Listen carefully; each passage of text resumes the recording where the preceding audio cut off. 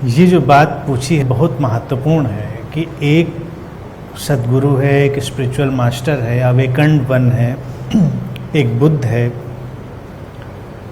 वो शून्यता में है और जब कोई उसके पास आता है तो वो भी शून्यता से भर जाता है, उसको भी उसी शून्य का अनुभव होता है।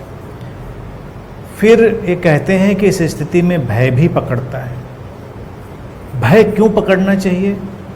ये तो खुशी होनी चाहिए, लेकिन भय पकड़ता है क्योंकि शून्यता हमारी व्यक्तिगत सत्ता को, इंडिविजुअलिटी को डिसॉल्व करती, उसे ख़त्म करती।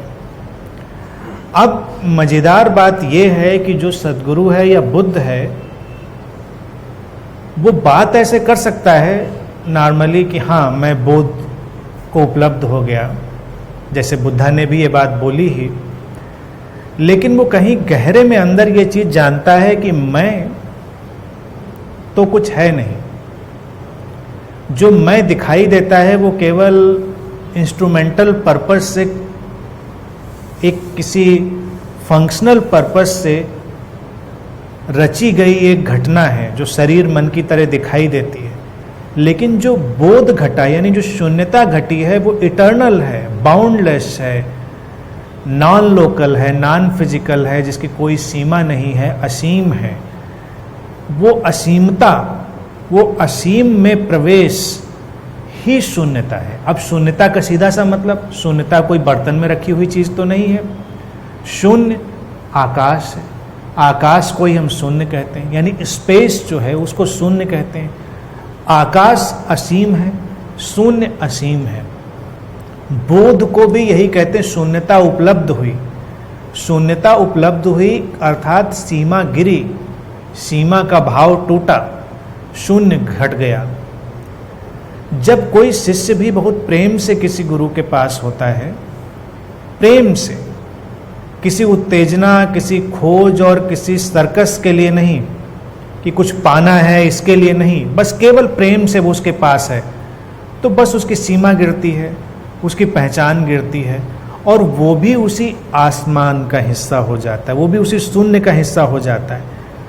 एक ही हो गया, कोई दो नहीं रहे, जिसको कहते हैं दो नहीं रह गए। दो नहीं रह गए का मतलब आसमान दो कहाँ हो सकते हैं, खालीपन दो कहाँ हो सकते हैं, शून्यता भी दो नहीं हो सकती। और इसमें गया क्या, उसका इंडिविजुअल भाव। और उतनी देर के लिए जब वो उस आसमान में उठ जाता है, इसीलिए अक्सर इसके लिए जब पोएटिक लैंग्वेज हमारा माइंड क्रिएट करता है, बाद में लौट कर हमारा मन उसको जब एक्सप्रेस करता है तो वो कहता है मैं एक ऊंचाई में उठ गया, जैसे आसमान में मैं खींच लिया गया और सब कुछ जैसे मिट गया। आसमान हमेशा ऊंचा ही दिखाई देता। आदमी जब आसमान की बात करो तो सब निगाह ऊपर ही उठाते हैं। हमारे अंदर कंडीशनिंग है, आसमान ऊंचा है और लोग कहेंगे भी आसमान जैसे ऊंचे हो जाओ, लेकिन आसमान तो यहीं सामने ही है। खालीपन, खालीपन, द वेरी एम्प्टीनेस इज शून्यता। तो वो तो हमेशा है चारों तरफ। हम सामने देख रहे हैं, आसमान में है, हम नीचे देख रहे हैं, आसमान में है। हमारी एक एक कोशिका के बीच जो खाली जगह है वो आसमान है, एम्प्टी स्पेस है, शून्यता है।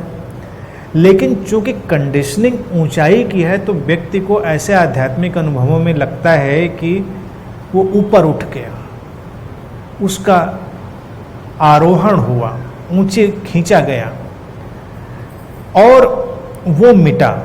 तो भय यही पकड़ता है कि उसकी इंडिविजुअलिटी गई। अगर कोई व्यक्ति इंडिविजुअली इनलाइटेंड होना चाहता है, इंडिविजुअली बोध को उपलब्ध होना चाहता है, तो वो कभी शून्यता नहीं जान पाएगा, क्योंकि फिर वो सीमा नहीं रहेगी।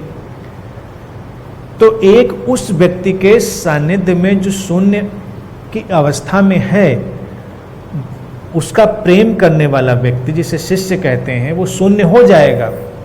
लेकिन वो कभी ये कहने की स्थिति में नहीं होगा कि मैं शून्य हो गया। वो बस ये देखेगा कि शून्य घटा, मैं तो था ही नहीं, मैं कहाँ पर है। मैं कैसे कहूँ कि मैं शून्य हो गया? मैं शून्य क्या होता है? मैं शून्य शब्द ही कितना स्टुपिड है। मैं शून्य हो गया, मैं इनलाइटेंड हो गया, इनलाइटेंड का मतलब ही कि मैं शून्य हो गया या बोध को, ये शब्द ही कितना मूर्खतापूर्ण है, क्योंकि वो सीमा से भरा हुआ है और असीम घटा है। तो कई बार किसी गुरु के सानिध्य में घटना घटती है कि बहुत सारे लोग, बहुत सारे शिष्य शून्य के आयाम में रहने लगते हैं, लेकिन वो डिक्लेयर नहीं कर पाते, ना वो गुरु बनते हैं, ना वो घोषणा करते हैं कि मैं ज्ञान को प्राप्त हो गया। ये करने वाला हमेशा ज्ञानी ही होता है कि मैं ज्ञान को प्राप्त हो गया। गुरु फिर किसी को चुनता है और उसको कहता है, या अस्तित्व ही चुन लेता है उसको, कि तुमको अब ये भाव, ये संदेश कहीं और ले जाना है, उसको शेयर करना है, ताकि वो आग कहीं और पहुंचाई जा सके। बुद्ध के सानिध्य में ये हुआ आज से हजारों साल पहले। उनके हजारों शिष्य उनके सामने ही शून्यता को उपलब्ध हो गए। बीच बीच में बस केवल खेल के लिए, वो उनका केवल एक खेल था, ड्रामा था। वो किसी किसी शिष्य को खड़ा करके कह देते थे कि ये अरहत्व को उपलब्ध हो गया है, और जिसको डिक्लेयर करते थे उसके लिए बड़े दुख के दिन होते थे, क्योंकि उसको फिर वो कहीं भेज देते थे। ये उनका बस ड्रामा था। किसी दिन खड़ा किया, उज्जवल तुम अरहत्व को उपलब्ध हो गए, इसका मतलब अब तुम्हें जाना है यहाँ से। तो कई उनके शिष्य जो थे वो सोचते थे कि मेरा नंबर ना आए, जिस दिन मुझे खड़ा किया गया तो मुझे भेज दिया जाएगा। अब ये केवल करुणा थी, तो कोई भी शिष्य ये कहने की स्थिति में नहीं था कि मैं बुद्ध हो गया, मैं ज्ञान को उपलब्ध हो गया। थे सब उसी आकाश में, सब उसी शून्य में। ये उस मास्टर की अपनी एक लीला या उसका प्ले कहें कि उस करुणा के साथ किसी को कहीं भेजता है। वो शिष्य भी करुणावश ये कह सकता है कि हाँ मैं बोध को उपलब्ध हूँ, तभी दूसरे सुनेंगे। दूसरे ऐसे तो शायद सुने ना, वो कहे मैं तुम्हारी बात क्यों सुनूं। तो वो भी हो सकता है कहे कि हाँ मैं उस अवस्था को उपलब्ध हो गया, लेकिन वो अंदर कहीं जानता है ये ड्रामा है, क्योंकि कौन उपलब्ध हो गया, कोई था ही नहीं। शून्यता में कौन है उपलब्ध करने वाला, कोई है ही नहीं। ये तो केवल एक जैसे कहीं खालीपन से आवाज़ चली आ रही है, बोला और खो गई, ऐसा ही होता है। बड़ा मिस्टीरियस है वो। लोगों ने जब से इसको लक्ष्य बना लिया, तब से वो खानदानी अफेयर हो गया। बहुत सारे गुरुओं को देखो, उनके बच्चे वो गुरु बन जाएंगे, उनके बच्चे, कई का तो कई पीढ़ियों से खानदानी अफेयर चला आ रहा है, क्योंकि वो ऐसी चीज़ तो है नहीं कि सौंपी जा सके किसी को। और स्पेस में तो हर कोई है, यहाँ पर कोई भी आया है, वो ऐसा नहीं है कि वो इनलाइटेंड नहीं है। बुद्ध भी यही कहते थे, वो कहते थे ऐसा थोड़े तुम कुछ होगे, तुम तो पहले से हो। रोका किसने है? रोका है हमारे लिमिटेड थॉट्स ने।